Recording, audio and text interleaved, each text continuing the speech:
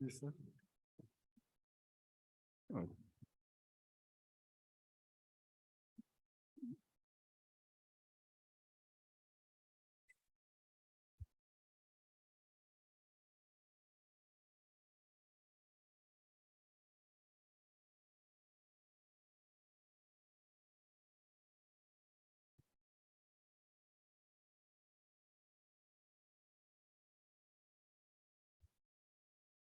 시작하세요. 네, 저희 황래원 이화학조 발표 시작하겠습니다. 네, 저는 이화학이라고 합니다. 이제 저희 프로젝트는 이제 메타마스크를 연동한 후원 앱인데, 제가 이렇게 지난 시간에 유즈 케이스 다이어그램도 작성해서 이렇게 계획을 말씀드렸는데, 이제 제가 분량이 좀 조절이 안 되다 보니까 이렇게 멤버십 기능을 일단 제외를 했고요. 그리고 UI UX도 좀 간단하게 구현을 해봤습니다. 그리고 개발 환경은 이제 트러플로 원래 배포까지 다 완료를 한 상태였는데, 이제 하드햇으로 또 이제 테스트 관련해서 여러 가지 도구들을 사용해 보기 위해서 마이그레이션을 했습니다. 이제 여기까지 이제 변경 사항을 확인해 봤고, 솔리디티 코드 확인해 보도록 하겠습니다. 전체 코드는 GitHub 레포지토리에 올려놨으니까 이렇게 QR 코드 찍어 보시거나 아니면 링크 들어가 보시면은 확인하실 수 있습니다. 이제 보시는 화면은 스마트 컨트랙트의 이제 클래스 다이어그램입니다. 저는 이제 솔리티가 이제 객체 지향 언어라는 점을 고려를 해서 이제 모놀리식 구조보다는 모듈러 구조로 이제 또 기능별로 이렇게 나누어서 코드를 작성해 보았습니다. 그리고 이 빨간 박스 안에 들어있는 컨트랙트들은 이렇게 이제 직접 컨트랙트로 생성되지 않고 자식 컨트랙트에서 이제 상속돼서 사용될 것이기 때문에 이제 앱스트랙트 키워드를 붙여서 추상 컨트랙트로 이제 작성을 하였고, 이제 모든 변수들은 또 이제 프라이빗으로 선언을 해서 이제 외부에서 임의로 값을 변경할 수 없게 만들었습니다. 그리고 이제 함수들은 인터널로 선언을 해서 이제 자식 컨트랙트나 이제 해당 컨트랙트 내부에서만 사용할 수 있도록 했고, 이제 버추얼 키워드로 이제 오버라이딩을 할 수 있도록 작성을 하였습니다. 그리고 이제 왼쪽 상단부터 살펴보도록 하겠습니다. 이제 도넛 박스는 이제 사용자가 받은 기부금을 이제 보관하는 모금함입니다. 여기 이제 사용자의 어드레스와 이제 매핑된 박스 구조체는 이제 밸런스 유니트 타입의 밸런스와 박스 스테이트라는 이제 이넘 타입의 스테이트를 가지고 있는데, 이렇게 스테이트 값을 변경시킴으로써 이제 박스를 활성화시키고 비활성화시킬 수 있고, 이렇게 기부금을 또 박스에 이제 디포짓하고 위드로우 할 수 있는 이렇게 함수들이 있습니다. 그리고 이 다음 컨트랙트는 이제 유저 컨트랙트는 사용자 목록을 블록체인에 저장합니다. 이제 레지스터 함수로 사용자를 등록하고 언레지스터 함수로 사용자를 이제 등록 취소할 수 있습니다. 그리고 이렇게 특정 유저가 사용자인지 아닌지 확인할 수 있는 이주 유저 함수와 이제 메시지 샌더가 이제 등록된 사용자인지 검증하는 only user modifier를 정의해 놓았습니다. 어카운트 이 컨트랙트는 도넛 박스와 유저 컨트랙트를 상속하여 이제 사용자 정보를 통합해서 관리를 합니다. 여기에서 withdraw 함수는 이제 도넛 박스의 withdraw 함수를 오버라이딩하여 이제 슈퍼 키워드로 이제 도넛 박스의 이제 유저의 도넛 박스로부터 이제 어마운트만큼의 금액을 차감을 먼저 하고 이제 스테이트를 먼저 변경을 하고 그 다음에 아이고, 아이고. 그다음에 이제 외부 함수인 콜 함수를 불러서 이제 그 이제 인출을 요청한 사용자의 메타마스크 계정으로 직접 이제 금액을 보냅니다.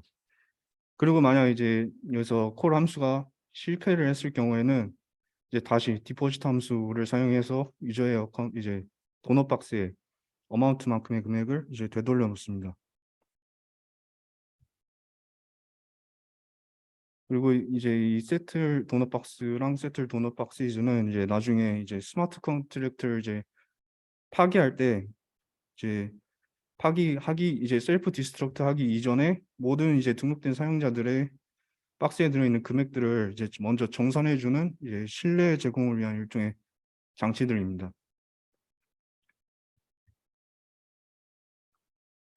이 서포트는 이제 후원이 발생할 때마다 서포트 리시프이라고 하는 이제 구조체를 영수증처럼 생성을 해서 이제 블록체인에 저장을 합니다. 그리고 이제 도넛 가격이 0.0032더로 고정이 돼 있고, 이 calculate total payment를 사용해서 전체 후원 금액을 계산하고 calculate base fee를 이제 사용을 해서 이제 1%의 후원 수수료를 계산을 합니다. 이제 이 도넛 커넥터는 어카운트 컨트랙트와 서포트 컨트랙트를 연결하여 이제 최종적으로 이제 여기서 내부 로직이 완성이 됩니다.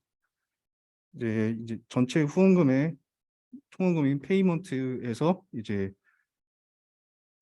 수수료를 제외를 하고, 그리고 그 수수료를 제외한 남은 금액을 이제 이 후원을 받는 사람의 이제 도넛 박스로 디포지트 해주는 역할을 합니다. 그리고 이제 이 오너블 컨트랙트는 이제 소유권에 대한 컨트랙트인데, 이제 일부 함수에 대한 이제 접근을 이제 컨트랙트의 오너로 제한을 하기 위해 이렇게 only owner 모디파이어가 정의되어 있습니다. 그리고 이 리엔트리시 가드라고 하는 컨트랙트는 이제 재진입 공격을 이제 방지하기 위한 유틸리티 컨트랙트입니다. 여기서 굉장히 간단한 컨트랙트인데, 이제 이 락 모디파이어, 이 모디파이어가 적용된 함수에 이제 샌더가 진입을 하면 이제 이 락드 값을 true로 이제 변경을 해서 이 require 구문에서 이제 걸리게끔 이제 함수를 잠가버립니다. 그리고 이 언더스코어 콜론 부분에서 이 함수가 실행이 되고, 만약에 이 함수가 완전히 실행이 끝나지 않았는데 샌더가 재진입을 하게 되면 이렇게 require 구문에서 이제 걸려서 이제 재진입이 감지가 되게 됩니다. 그리고 이제 재진입을 하고 이제 함수를 재실행을 하고 싶으면 이렇게 모든 함수가 종료가 되고 이제 락드 값이 false로 다시 변경이 되어야 그때서 이제 재진입을 할 수 있도록 하는 그런 이제 장치입니다.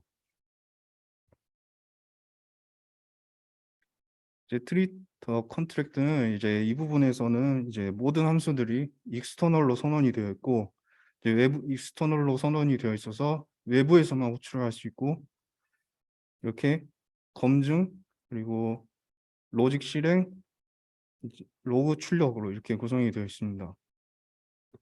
그리고 이제 이 레지스터 함수는 레지스터 함수는 이제 컨스트럭터에서 이제 내부에서 호출하기 위해 이제 예외적으로 퍼블릭으로 선언이 되었습니다.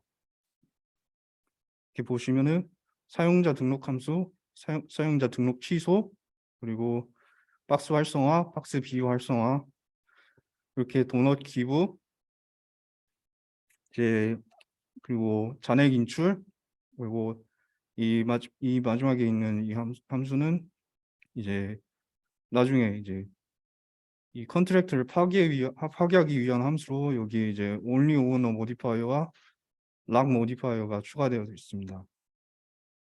그리고 그 외에 이제 getter 함수들까지 해서 이제 컨트랙트는 이제 모두 완성이 되었고, 이제 그 테스트는 이제 하드웨어, 모카, 이제 차이 라이브러리를 사용을 해서 진행이 되었고, 이제 35개 이제 긍정 테스트와 부정 테스트를 이제 모두 통과를 했고, 이렇게 테스트 커버리지를 이제 확인함으로써 이제 문제가 없음이 검증이 되었습니다.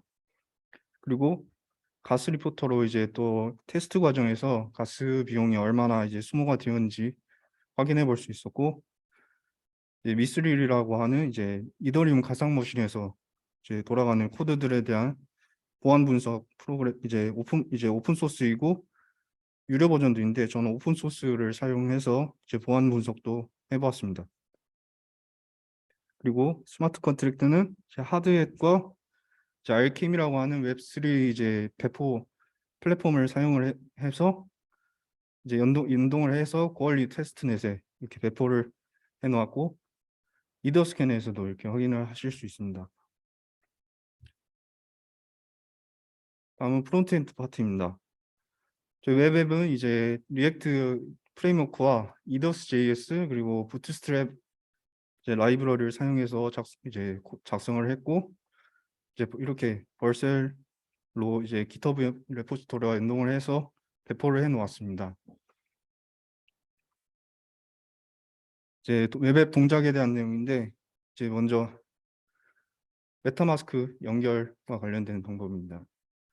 이제 웹앱에서 메타마스크와 연결을 하려면 먼저 이제 코어링 테스트 네트워크에 연결이 되어 있어야 하고 이제 이렇게 커넥트 월렛 버튼을 누르시면 이제 이렇게 계정을 선택하고 이제 연결을 할 수 있는데 이제 이 화면이 이제 연결이 된 상태이고 이제 커넥트 월렛 버튼이 마이 어카운트 버튼으로 변경이 되고 여기 이렇게 가운데 이제 등록된 사용자들 목록이 추가가 됩니다. 그리고 이제 다음은 사용자 등록입니다. 이제 마이 어카운트 버튼을 이렇게 누르시면 이제 레지스터 버튼이 이렇게 드롭다운에 나타납니다. 이 버튼을 누르고 이제 트랜잭션을 실행을 하면 이렇게 드롭다운에 이제 박스의 상태와 이제 밸런스 잔액이 이제 추가가 됩니다.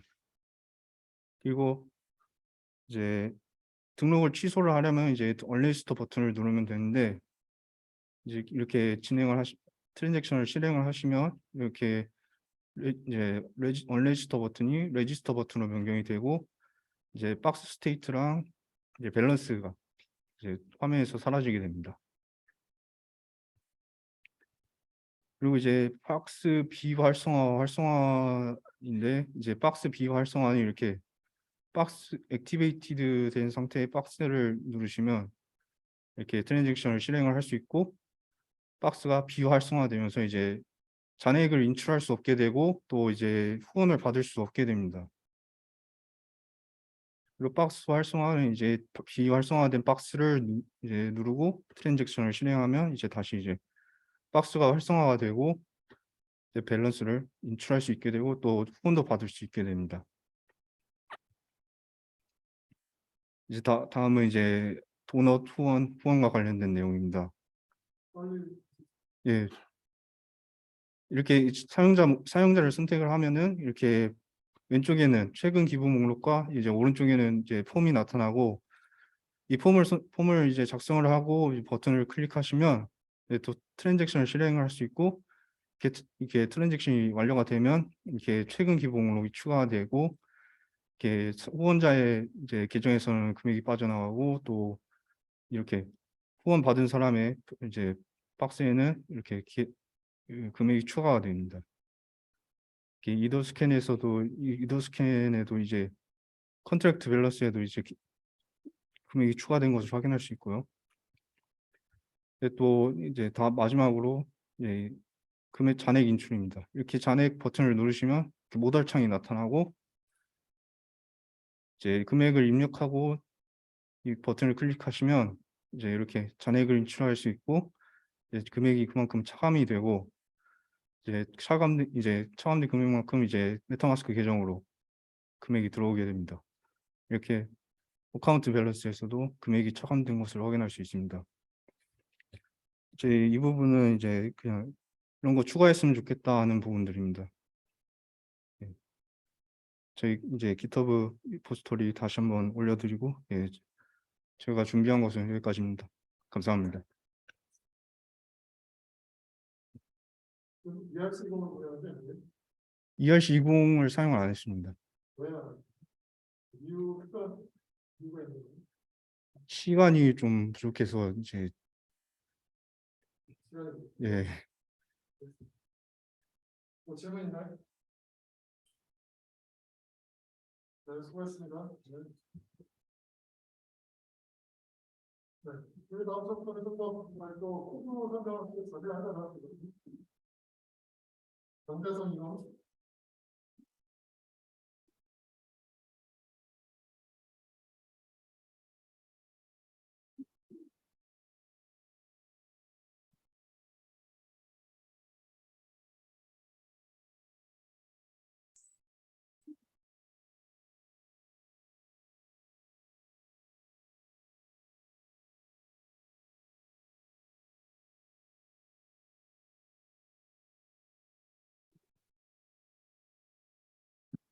안녕하세요. 블록체인 베이스드 로터리 프로그램 발표를 맡은 이건우입니다. 박내성 조 이건우 조입니다.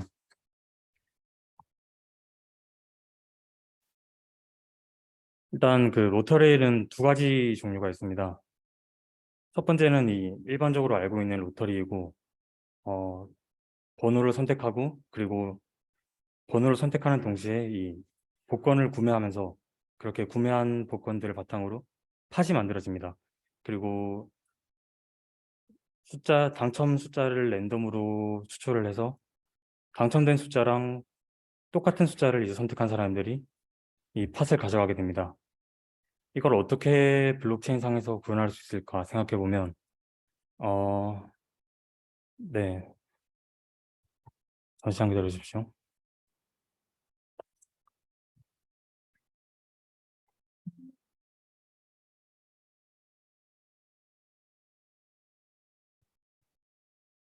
네, 어떻게 블록체인 상에서 구현할 수 있을까 생각해 보면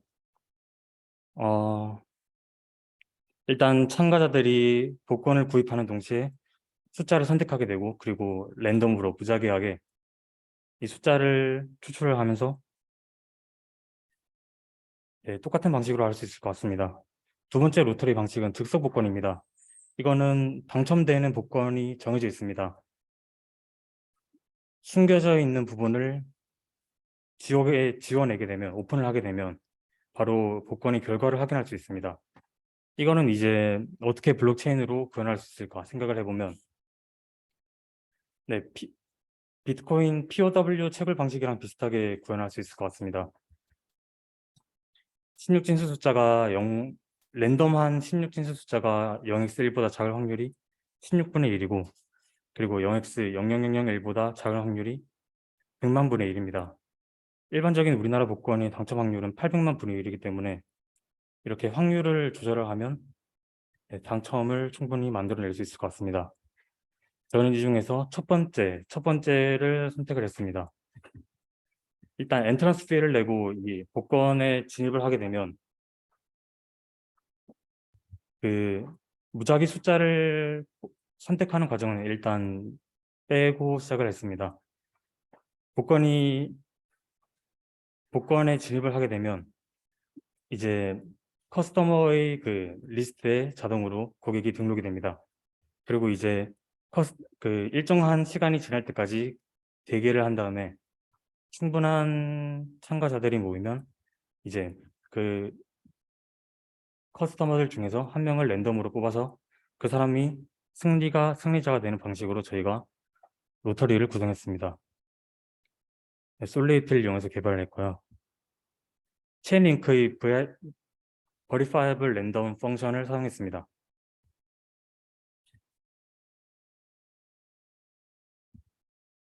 지금부터는 이제 프로그래밍 코드에 대해서 설명하겠습니다. 일단 먼저 체인링크의 VRF를 임포트했습니다. 그 다음은 Variables입니다. 엔트런스와 커스터머들에 대해서 선언을 했습니다. 최근 승자와 로터리 스테이트. 엔터 로터리는 이제 로터리의 진입을 알리는 함수입니다. 시작점이고 엔트런스 피를 내면 이제 커스터머스에 푸시가 돼서 이 사용자들이 커스터머스에 모이게 됩니다. 로터리 스테이트는 오픈 아닌 칼큘레이트 두 가지입니다. 오픈 스테이트에서 이제 복권에 대한 참가가 가능하고 참가가 끝나면 calculate 스테이트로 넘어가서 이제 승자를 정하게 됩니다. 이렇게 어드레스 페이어블 리스트로 커스터머스가 모이게 됩니다. 업킵은 이 랜덤을 고르는 과정입니다. 체인링크의 VRF가 사용되었고 이 체인링크 VRF를 사용하기 위해선 그 함수를 호출할 때마다 체인링크에 연결된 계정으로 이 소량의 요금을 내야 했습니다. 다음에 랜덤 워즈입니다. 이것은 체인링크 VRF를 통해서 만들어낸 무작위한 숫자입니다. 이제 이 랜덤 워즈를 통해서 무작위한 숫자를 만들어내면 그 중에서 이제 첫 번째에 있는 숫자를 커스터머 랭스, 이 참가자들이 숫자로 나누게 됩니다.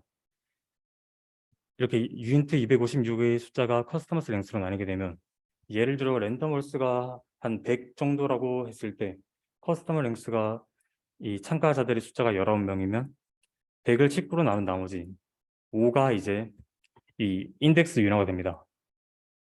이 사람 인덱스 위너에 해당하는 이 커스터머스 리스트에서 인덱스를 찾으면 이 승자에 대한 주소를 저희가 찾을 수 있었습니다.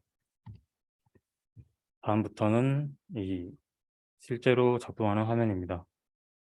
일단 메타마스크에 연결을 했습니다.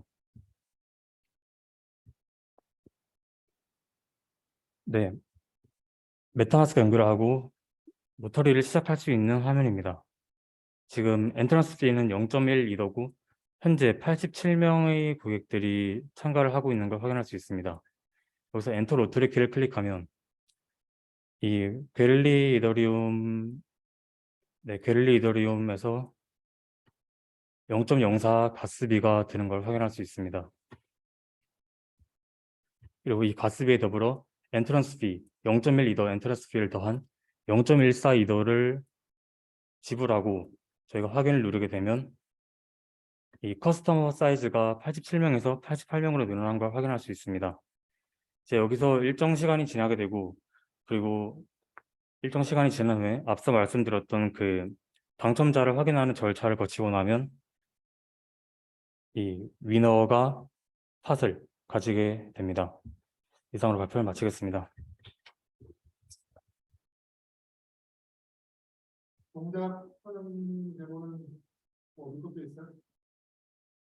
동작이 실제로 되는 그런 아직 그 이론적으로 되게 하는데 이게 어디서 중간에 나갔다 이어서 일단 보내는 건 확실하게 네. 어쨌든 동작하는 것까지다 완성해서. 네, 수고했습니다. 감사합니다. 정세희 박수현.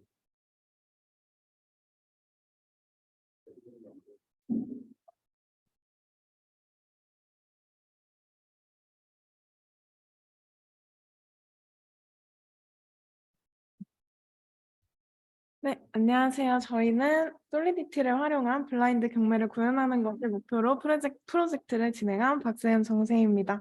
발표 시작하겠습니다.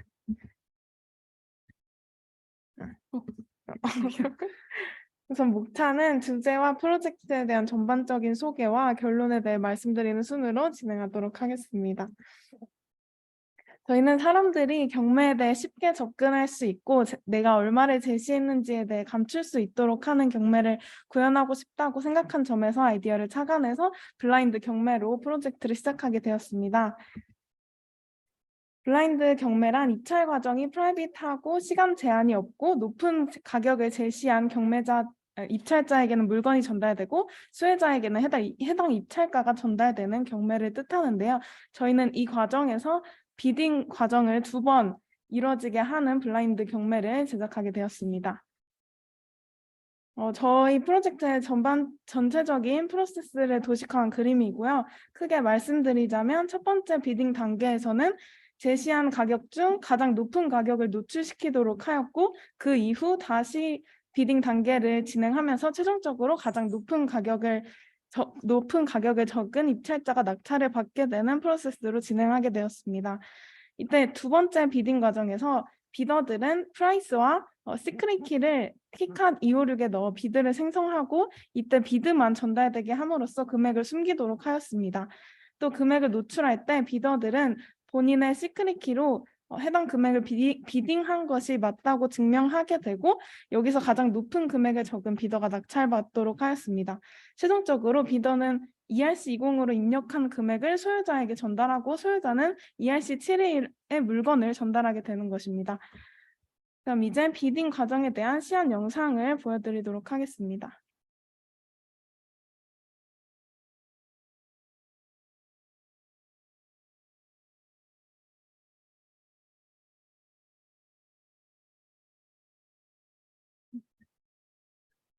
네, 우선은 기본적으로 저희는 ERC20이랑 ERC721 코드를 임포트 해가지고 진행해서 그 토큰들을 가지고 진행할 수 있도록 기본적으로 각 사용자들에게 그 토큰들을 민트하는 과정을 거쳤고요. 그걸 바탕으로 첫 번째로는 이제 그 물건을 등록하는 사람이 인롤 프로덕트를 통해서 이제 물건을 등록을 하고 자기가 생각하는 최소의 단위를 입력을 하게 됩니다. 그러면은 이제 비더들이 첫 번째 비딩을 진행하게 되는데 이때는 그냥 본인이 생각한 가장 합리적인 금액을 각자 던져주면 이 저희가 미리 설정한 비딩 타임이 지나고 나서 가장 높은 금액을 퍼스트 비딩에서 리뷰를 해서 확인을 할 수가 있고요. 그래서 이렇게 지금 입력을 했을 때 가장 높은 금액을 입력한 사람이 가장 높은 금액이 이제 보여지면은 이 비더들은 그 다음에 그 금액을 기반으로 이번에는 자신의 시크릿 키와 그리고 그다음에 금액을 입력해서 이 비딩을 진행하는 오너에게 전달을 해주고 이 비딩 시간이 또 지나면 이제 리빌 단계를 진행을 하게 됩니다. 그래서 비드를 하면 이제 이 비즈에다가 자기가 비딩을 하려고 하는 프라이스랑 자신이 정한 시크릿 키를 입력을 하면은 거기에서 이 바이트 32가 나오게 되고 이 바이트 32를 비드를 통해서 전달을 한 후에 이제 나중에 리빌 시간에 각 그 비더들이 자신이 입력했던 프라이스와 그리고 시크릿 키를 통해서 그 금액을 보여주고 그 금액을 바탕으로 가장 높게 비딩을 한 사람이 최종적으로 그 토큰 ERC71 토큰을 받고 돈은 그 오너의 그 토큰을 가지고 있던 오너에게 전달을 함으로써 이제 기존에 그 ERC71 토큰을 가지고 있던 사람은 토큰이 0이 되고 그리고 이제 비딩을 성공한 사람에게는 토큰이 전달되면서 밸런스가 1로 바뀌는 이런 것을 확인할 수 있습니다.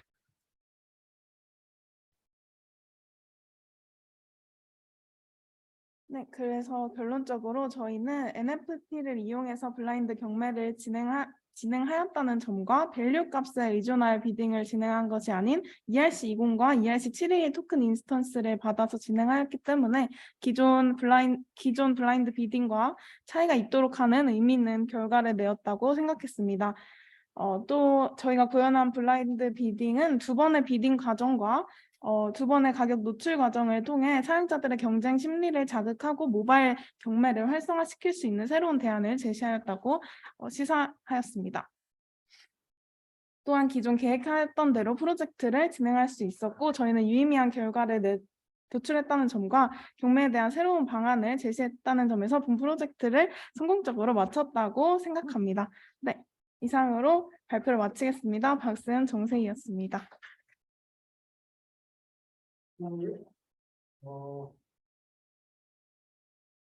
그리고 비드 매니저가 있어요? 경매 매니저? 경매 매니저는 없고 이제 자신의 물건을 등록하는 오너가 진행을 할 수 있도록 해놨습니다. 지금 아까 그 경매를 입찰하는 사람들이 처음에 입찰할 때 노화된 값을 올리는 거 어떻게? 처음에는 비더들이 그냥 금액만 보내주면은 이제 그 금액을 모아가지고 오너가 가장 높은 금액은 이거였어라고 얘기를 해주면 그 다음에는 이제 해시된 값을 오너한테 전달을 해주고 오너는 그냥 그 해시된 값을 가지고 있다가 나중에 이제 리빌 타임이 됐을 때 각자가 자신의 키랑 프라이스를 통해서 리빌하는 걸로 했습니다.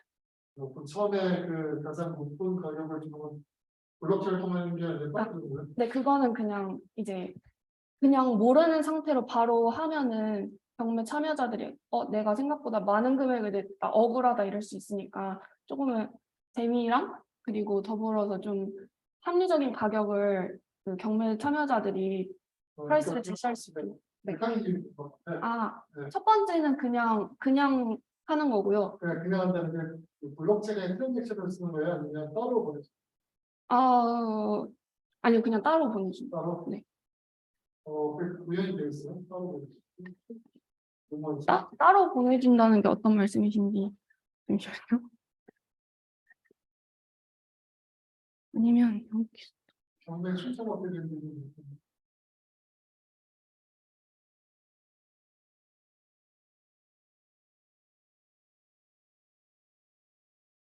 여기서 스탠스하고 여기서 그냥 프라이스만 보내고 스마트 컨트롤 한다는 거. 네. 네. 그럼 저거 다 보내는 거죠. 네, 이때는 보이게 해놨어요. 그리고 그리고 두 번째에서는 이 어디 갔지? 이렇게 해시를 해가지고 해시돼서 나온 바이트 32 값을 전해주는 걸로 했는데 저거를 불러가지고 네, 그걸 결과를 입찰자들이 보내준다. 입찰자가 그 오너에게 전달을 해주는 걸로 했는데 그냥 스마트 컨트롤만 이 스마트 이런 시스템을 진행하는 거를 오너만 진행할 수 있게 오너가 진행할 수 있지만 번호가 다 보이죠. 네, 그 해시된 값은 다 보이죠. 네. 그냥 블록체인 저장되죠. 네. 그리고 나서 이제 저걸 받으면 누구 받으니까 뭔가 테스트를 해야지. 아니요, 테스트 체크는 따로 네. 그냥 바뀌는 거. 네, 그리고 원래는 체크를 해야 되는데 이걸 하면 리빌 단계에서 이제 그 비더가 자신의 시크릿 키랑 프라이스를 통해서 내가 처음에 이렇게 비딩한 금액이 맞다는 걸 증명을 하고 여기서 결과적으로 한 번 더 프라이스를 입력하거든요. 프라이스랑 나의 시크릿 키를 넣으면은 그래서 그걸로 해시한 값이 초반에 보냈던 해시한 값이랑 같다고 저것도 지금 스마트 컨트롤 네. 그러면 비더가 자기 시간도 줘야 되는 거네요. 프라이스가. 네. 그게 좀 함정이기는 했습니다. 네, 감사합니다. 취하여 안고요.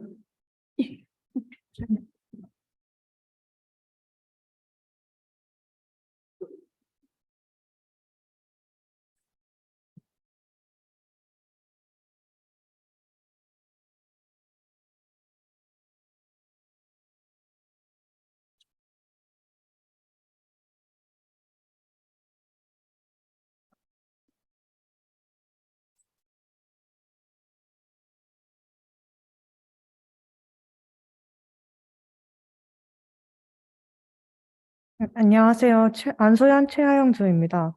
저희는 탈중앙화된 투표 시스템을 만들어 봤습니다. 지난 2번의 발표 때 저희 프로젝트의 배경과 참고 자료, 개발 환경과 주요 기능을 말씀드렸었습니다. 오늘은 저희가 작성한 스마트 컨트랙트를 배포하고 이와 상호작용하는 모습을 보여드리고 프로젝트를 마무리하며 부족했던 점과 느낀 점을 말씀드리도록 하겠습니다. 저희는 중앙 서버 형태의 투표 애플리케이션의 문제점인 데이터베이스 상의 조작 문제와 웹 서버상 소스코드 수정 관련 이슈에 집중했습니다. 기존의 방식은 투표 결과의 신뢰도와 투명성이 낮아서 기존의 중앙 집권적 투표 애플리케이션 대신에 앱을 블록체인 상에 배포하여 네트워크에 연결된 누구나 투표에 참여할 수 있게 하는 보팅 D앱을 기획하게 되었습니다. 모든 노드들이 트랜잭션의 기록과 코드를 공유하므로 데이터 조작 및 소스코드 수정이 불가능하다는 점에서 기존의 문제를 효과적으로 개선할 수 있을 것으로 판단했습니다. 초반에 참고했던 자료들이고요. 저희가 구상했던 스키마는 다음과 같습니다. 솔리디티로 작성한 스마트 컨트랙트를 블록체인에 배포하고 투표자들이 지지하는 후보에게 투표를 하고 득표수를 확인할 수 있는 프로그램을 개발하려고 초반에 기획을 했습니다. 네, 이게 저희가 초반에 목표로 했던 그림이고요. 전반적인 프로젝트 진행 계획이었는데요. 지난 발표에서 스마트 컨트랙트를 컴파일하고 이후 블록체인에 했고 이후 블록체인에 배포하고 컨트랙트와 상호작용하는 것까지 완료하였는데 마지막 단계인 프론트에 연결하지 못해서 제대로 돌아가긴 하지만 어디 내놓기는 조금 힘든 이후에 영상을 통해서 보여드리도록 하겠습니다. 지난주에 교수님께서 네, 개발 환경 이걸 세팅했던 기록이고요. 네. 네. 저희는 크게 4가지 기능을 구현하고자 했는데요. 코드들은 간단하게만 어떤 기능인지 말씀드리고 넘어가도록 하겠습니다. 먼저 알겠습니다. 이렇습니다. 네. 그리고 블록체인에 배포했던 과정인데요. 여기 캔디데이트 네임즈에 빨간색 네모 쳐져 있는 부분이 2명을 등록하는 과정인데요. 이렇게 입력하고 트랜잭트 하면은 네, 여기 오른쪽 아래에 배포가 되는 과정입니다. 배포된 스마트 컨트랙트를 여기 이더스캔에서 확인한 화면이고요. 저희가 배포한 스마트 컨트랙트와 상호작용하는 거를 보여드리도록 하겠습니다. 이거는 그 votes for candidate라는 부분이 이 함수를 사용해서 첫 번째 후보자에게 투표하고 또 두 번째 후보자에게 투표해서 두 번째 후보자에게 지금 한 번 투표를 한 상황입니다. 그래서 결과를 그 조금 아래에 total votes for라는 함수를 통해서 결과를 확인한 거고요. 오른쪽 아래 화살표를 따라가시면 decoded output이라고 써 있는 부분에 총 한 표를 받았다라는 거를 확인할 수 있는 부분이에요. 이거를 영상으로 찍어봤습니다. 네.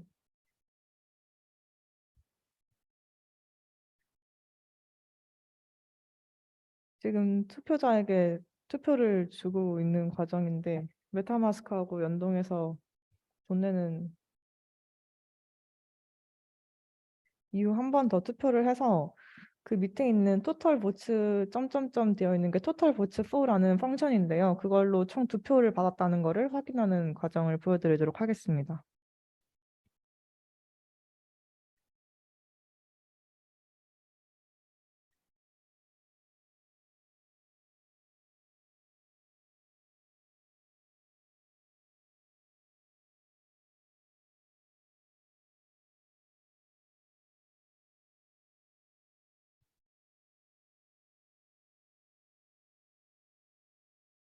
사실 이거 다운표를 붙여야 된다는 걸 알아내기까지도 오래 걸렸어요. 네, 지금 확인해서 여기 보시면 뒤에 2라고 나와 있는 거를 보실 수 있습니다. 이상이고요. 어디 내놓지는 못합니다. 네. 이로써 저희가 이거 하면서 느꼈던 점이나 부족하다고 생각하는 점을 말씀드리도록 하겠습니다. 네, 먼저 저희가 많은 기능을 생각보다 구현하지 못했던 거, 간단한 것만 구현하는데도 좀 힘들었고요, 솔직히. 그리고 저희가 초반에 보여드렸던 그 개발 환경 열심히 깔았는데 생각만큼 안 돌아가가지고 결국 리믹스로 다 했고요. 그리고 프론트 엔드도 연결하고 싶었으나 못해가지고 저렇게 코드를 다 보면서 해야 되는 부끄러운 상황이 연출되었습니다. 그리고 그래서 저희가 배운 점은 있어요. 그 블록체인이라는 거를 이렇게라도 간접적으로 경험해 볼 수 있었다는 거에 의의를 두기로 했습니다. 그리고 예, 솔리디티도 덕분에 처음 만져봤고 스마트 컨트랙트라는 거를 해볼 수 있다는 것 자체가 유의미한 경험이라고 생각합니다. 감사합니다. 네, 수고하셨습니다. 네. 이성욱 정수.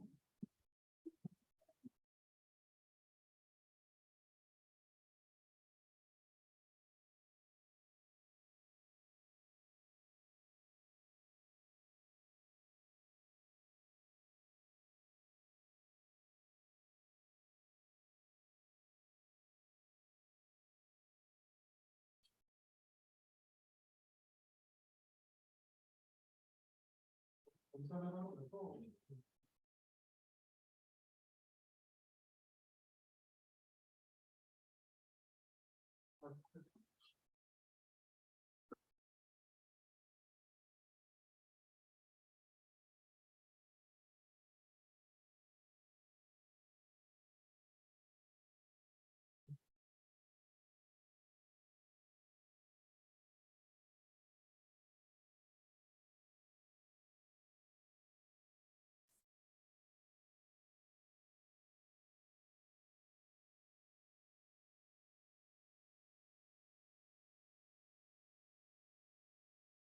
예, 안녕하세요.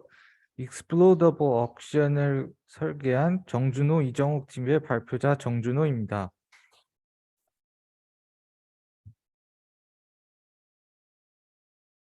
먼저 저희 경매 진행에 대해 설명하겠습니다. 우선 첫 제시자가 필요한 정보를 넣고 경매를 시작하며 경매가 완료되면 하이스트 비더가 하이스트 바인딩 비드 값을 지불하고 나머지를 회수하는 식입니다. 이 링크의 내용을 참조했고요. 그리고 추가적으로 저희는 히트 값을 설정했고 이 히트 값은 하이스트 비더 값이 변할 때마다 증가하며 이 값이 처음 정한 값을 넣으면 익스플로드가 되며 그 초과 히트 값을 하이스트 비더가 받고 하이스트 비드 빼기 하이스트 바인딩 비드 값을 오너와 하이스트 비더가 절반씩 받는 식으로 설계를 했습니다. 코딩 내용 중 중요한 부분만 간추려서 설명하겠습니다. 먼저 왼쪽의 내용들은 코드의 오너 그리고 하이스트 바인딩 비드가 증가하는 비드 인크리멘트 값 그리고 현재의 히트 이 히트 값을 랜덤으로 더 키울 수 있는 랜덤 히트 그리고 경매가 터지는 폭발 히트 그리고 캔슬했을 시 오너의 비드 값을 저장하는 오너 비드 값을 설정했습니다. 그리고 하이스트 바인딩 비드로 오너가 받을 값을 설정했고 하이스트 비더로 현재 누가 하이스트인지 확인할 수 있으며 번스 바이 비더 값으로 각 사람들이 비딩한 값이 얼마인지를 알 수 있고 나중에 경매가 끝났을 때 이 값이 올바르게 변형되어 있는지로 경매가 올바르게 진행했는지를 확인했습니다.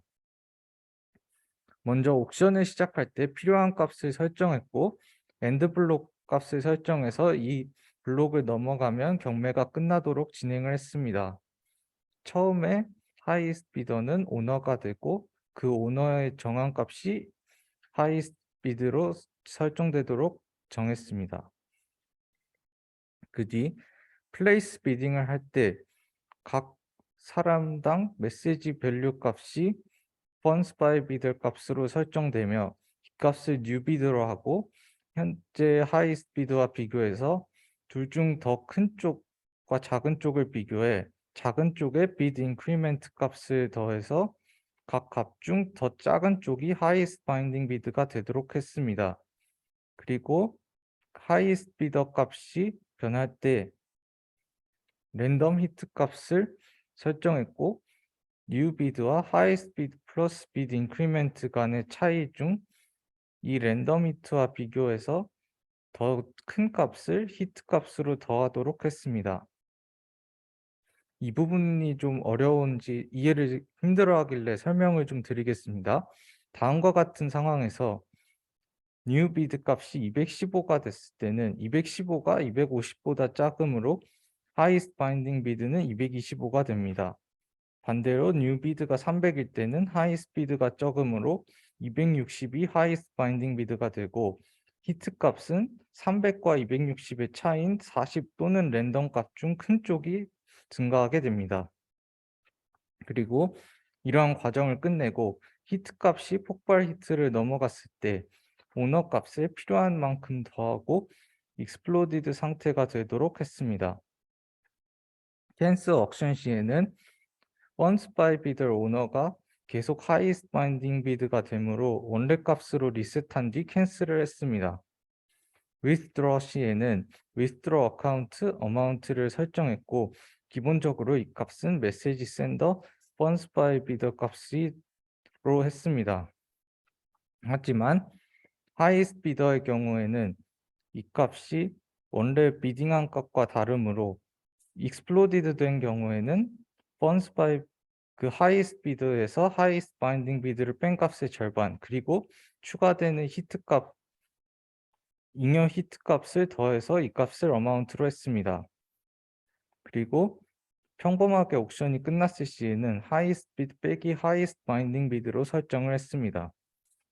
그 뒤 콜을 통해서 해당 액수를 보내고 이것이 올바르게 됐을 때 경매가 withdraw가 올바르게 끝나도록 했습니다. 이것들은 그 해당 펑션들을 만족하는 조건이고요. 이것은 저희의 제네시스 블록 데이터고 이 체인 아이디로 geth 네트워크 아이디로 설정한 뒤 접속해서 마이닝을 하고 어카운트 해금을 하고 이런 식으로 경매를 진행했습니다. 이 부분은 디플로이를 위한 데이터를 설정한 부분인데 디플로이를 할 때는 원래 가나시를 사용하려고 했으나 에러로 쓸 수가 없어서 어쩔 수 없이 리믹스를 사용해서 대신했습니다. 이 부분도 마찬가지고요. 저희 계정은 0번 계정인 마이너이자 코인베이스 그리고 다른 두 계정을 더해서 각각의 계정들로 경매를 진행했습니다. 먼저 평범하게 경매가 진행되는 상황입니다. 우선 리믹스로 디플로이를 해서 주소를 만든 뒤 각 밸류를 0번 계정으로 각 밸류를 설정했습니다. 이니셜 비딩한 값은 200으로 했습니다. 그 뒤 1번 계정으로 전환한 뒤 250을 메시지 밸류로 비딩을 했습니다. 이렇게 했을 때 highest bid 값은 250, highest binding bid 값은 210으로 바뀌었고 0번과 1번 계정이 각각 필요한 데이터로 바뀌게 되었습니다. 그리고 2번 계정으로 전화해서 215만큼 비딩했을 때 highest binding bid 값만 225로 바뀌었고 나머지는 유지가 되었습니다.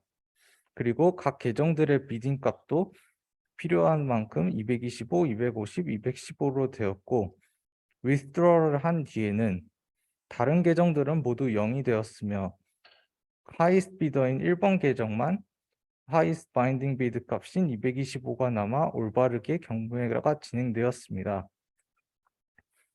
두 번째로 터진 경매를 해봤습니다. 이때는 이니셜 비드를 100, 맥스 옥션 히트를 90으로 했습니다. 1번 계정으로 해서 150을 비딩하고 2번 계정으로 해서 200을 비딩한 뒤 히트가 임계점을 넘겼습니다. 이렇게 해서 exploded를 했을 때 출가되었고 0번 계정은 180, 1번 계정은 150, 2번 계정은 200으로 올바르게 비딩된 값만큼 funds by bidder가 변했습니다. 왜 이렇게 변했는지를 살펴보자면 우선 0번 계정은 highest binding bid처럼 160까지 올랐고 그 뒤 exploded가 됐으므로 160에서 200을 뺀 값의 절반인 180이 20이 추가되어 180이 되었습니다. highest bidder의 경우에는 200이 처음 비딩한 값이고 withdraw를 할 어마운트는 히트 값인 143에서 폭발 히트인 90을 뺀 53 그리고 아까 받은 값인 20을 더한 73만큼 withdraw를 하게 됩니다. 그리고 withdraw를 하고 나서는 다른 계정들은 0, 2번 계정이 highest bidder였고 73을 200에서 뺀 127로 올바르게 경매가 진행되었습니다. 마지막으로 취소된 경우인데요.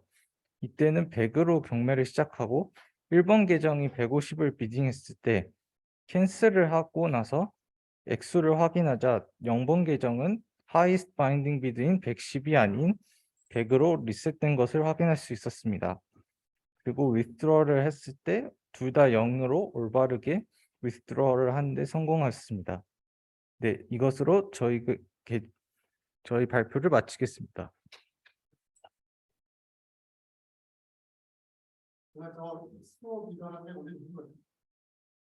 무슨 뜻인가요? 뭐 저런 게 원래 의미 있는 거예요. 그러면 아니요, 그냥 임의로 만든 저희가 저런 공식은 누가 만든 거예요? 제가 만들었습니다. 왜 만든 거예요?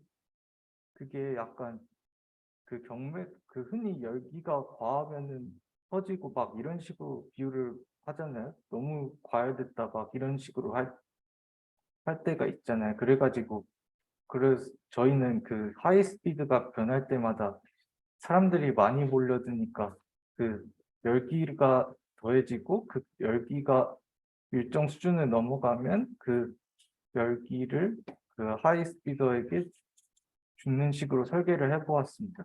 그렇게 할때 만들었다는 거죠. 네, 네, 수고했습니다. 네.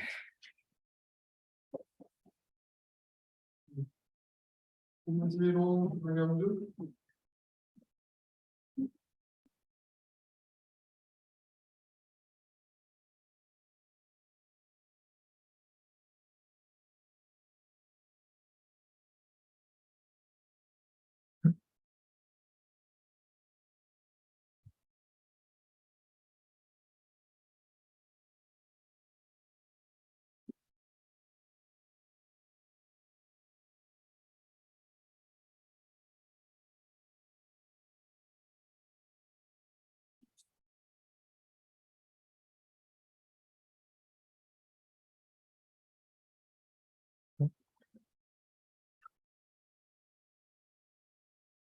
혹시 이거 다운 받으셨나요? 올렸어요? 네, PPT에 올렸는데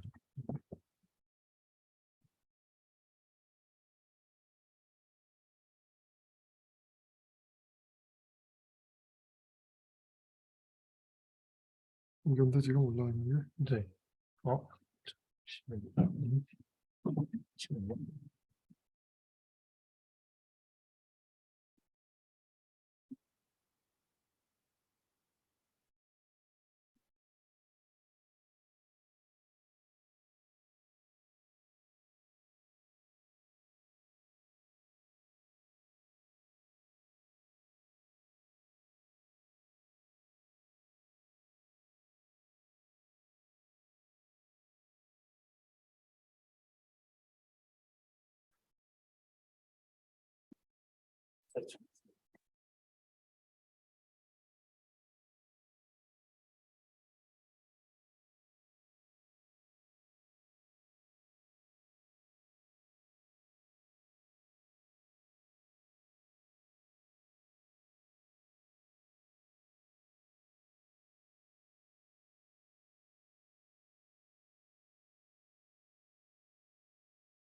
음.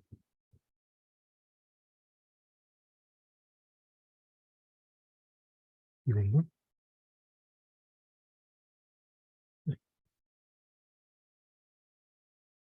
네. 감사합니다. 어, 안녕하세요. 저희 팀은 피파 월드컵 토너먼트 베팅 시스템을 만든 장영준, 김진호조입니다. 먼저 컨텐츠는 주제 소개하고 기술 스택, 시연화면 코드 소개, 개발 후기, 참고 자료 순서입니다. 먼저 주제 소개입니다. 제가 이 주제를 선정하게 된 배경에는 블룸버그에서 발표한 자료인데 이번 피파 월드컵에서는 약 35조 원가량의 그 스포츠 토토가 일어날 것으로 예상을 했고 이전 월드컵에 비해 65%가 증가된 금액이라고 합니다. 그리고 시킹알파라는 그 세계적으로 유명한 인베스트 사이트에서 이번 월드컵 수혜주로 스포츠 도박 업체를 꼽았고요. 여기 스포츠 도박에는 여기 있는 회사들이 수혜주라고 얘기를 했습니다. 근데 이 스포츠 도박은 사기가 굉장히 많아가지고 위험한데 그냥 봐도 매년 증가하는 추세가 있었습니다. 그래서 이 사기들은 어떤 형태로 이어지냐면 먼저 먹고 튀다의 준말로 사이트 운영자가 이용자들의 돈을 전부 가지고 도망간 행위고 그다음에 후적중. 그래서 이용자가 베팅한 경기가 적중이 됐는데 그 정당한 돈을 지불하지 않고 그 베팅한 거를 무효 처리하여서 당첨금을 주지 않는 행위입니다. 그리고 중적이라는 건 이용자가 베팅한 경기가 승리할 것 같을 때 운영자가 무효 처리를 시켜서 돈을 주지 않는 행위입니다. 그래서 이런 사기 행위들은 제 블록체인을 이용하는 P2P 시스템이나 아니면은 스마트 컨트랙트나 이런 걸 이용하면 투명성이나 안정성이 보장이 되기 때문에 이 블록체인을 이용해서 만들면은 안전한 배팅이 될 수 있을 거라고 생각해서 만들게 되었습니다. 그 규칙 설명입니다. 규칙은 토너먼트는 16강이기 때문에 16개 팀이 진출을 하고요. 그다음에 16개 팀은 0번부터 F번까지 16진수의 값을 중복업체 순서대로 할당을 받습니다.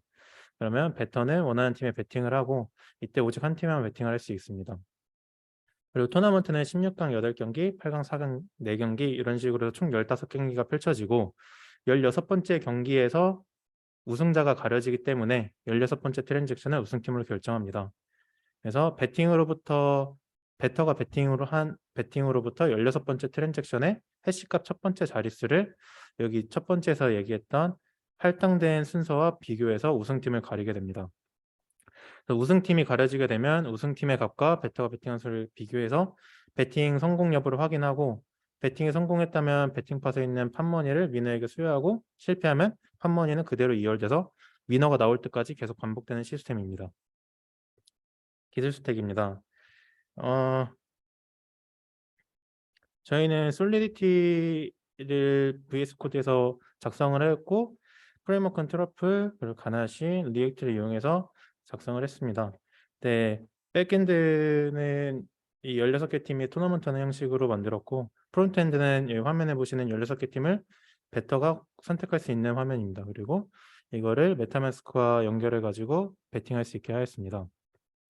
쉬운 화면인데 동영상 2개를 저희가 올려놨는데 시간 관계상 그냥 캡처해서 만들어 놓은 화면으로 설명을 대신하겠습니다. 먼저 얀 스타트를 입력해서 웹페이지를 열면 웹페이지는 이런 화면이 나오고 16개의 팀과 메타마스크 연결할 수 있는 화면이 자동으로 나오게 됩니다. 그 다음에 만약에 배터가 한 팀을 고를 때 예를 들어서 저희는 크로아티아를 골랐는데 크로아티아를 선택하면 크로아티아는 A라는 숫자가 할당되어 있고 저희가 A를 선택했다고 위에 화면이 뜹니다. 그러면 밑에 배팅 버튼을 눌러가지고 배팅을 하게 되고 배팅 버튼을 누르면 이 메타마스크 계정이 열리게 되어서 이제 배터가 배팅을 하는 방식입니다. 그래서 배팅이 완료가 된다면 배팅 피가 지불되었다는 팝업 창이 뜨고요. 그 다음에 왼쪽에는 이런 배팅 상황에 대한 설명이 나옵니다. 그래서 인덱스와 어드레스, 배터의 주소와 배터가 어떤 팀을 골랐는지 그리고 앤서는 그 우승팀에 대한 정보고 스테이터스는 승리했는지 패배했는지 그래서 적중했는지 적중하지 못했는지에 대한 설명이고 서브락 넘버는 제가 아까 말씀드렸다시피 16경기 뒤에 트랜잭션의 결과로 승리를 판단하기 때문에 이 배터가 배팅한 시스템에서 22번째의 트랜잭션이 결과값이 된다라고 알려주는 겁니다. 그래서 이런 결과들을 배팅 로그에서 확인을 할 수 있고 여기가 배팅한 내역들인데 대부분은 다 16분의 1이기 때문에 실패를 하고 승리를 하게 된다면 배팅 팟에 있던 배팅 팟머니들을 전부 다 수여하게 됩니다. 그다음에 코드 소개인데 코드 소개는 간단하게 하도록 하겠습니다. 그래서 먼저 배팅과 가장 중요한 배팅과 윈과 승리했을 때 실패했을 때 그리고 돈이 환불될 때의 이벤트를 만든 것이고 이거는 배팅과 동시에 같이 배팅 결과를 만들어주는 함수까지 실행시키는 함수 이건 배팅에 대한 정보를 담는 함수입니다. 그래서 이게 배팅이 실행이 되면은 여기 디스트리뷰트로 넘어가 가지고 배팅이 실행이 되고 그래서 승패와 결과를 만들어냅니다. 그다음에 두 번째는 해시값. 저희는 해시값 첫 번째 자릿수로 승리와 그 우승팀을 가렸기 때문에 그거 해시값에 대한 정보를 담는 거고 그리고 정답 맞췄는지 안 맞췄는지 확인하려고 저희는 비트 연산을 활용했습니다. 그래서 비트 연산 16번째니까 2의 4승 해가지고 이걸로 만들었고요. 그 다음에 오른쪽에는 배터의 정보를 담는 함수입니다. 배터의 정보와 그리고 저희는 그 선입 선출 구조를 이용해서 먼저 배팅한 사람이 배팅 결과를 먼저 얻는 구조여서 저는 Q를 이용해서 배터의 정보를 담는 함수를 구현했습니다. 네, 프론트 함수는 16개 진출팀에 대한 정보를 담은 코드고요. 그다음에 이거는 웹에 연결하는 코드, 그다음에 배팅을 하고 그 결과를 얻어내는 코드입니다. 그리고 배팅을 하는 국가를 선택할 수 있는 프론트 코드고요. 코드입니다. 네. 개발 후기는 어느 개발이 마찬가지로 개발 환경 설정하는 것부터 만만치 않았고요. 그리고 그 기술 스택이 계속 추가가 되면서 충돌하는 부분이 계속 생겨가지고 환경 설정을 계속 다시 하게 되고 이런 부분 때문에 해서 오래 걸렸고, 하지만 그런 과정에서 얻을 수 있는 게 많아서 값진 경험이었던 것 같고, 그 다음에 원래도 갖고 있었던 생각이지만 도박은 절대 하지 말아야겠다는 생각이 들었습니다. 네, 그리고 김진호 군은 이 코드를 짤 때 가스 소모를 어떻게 하면 적게 만들 수 있을까, 이게 어려웠고, 프론트는 처음 해봤다고 해가지고 프론트를 만들면서 어떻게 코드를 짜야 될지 어려웠다고 합니다. 하지만 코드를 짜면서 블록체인에 대한 흥미가 생겼고 더 다가갈 수 있어서 재밌었다고 합니다. 참고 자료이고요. 그다음에 네, 이상입니다. 네, 감사합니다.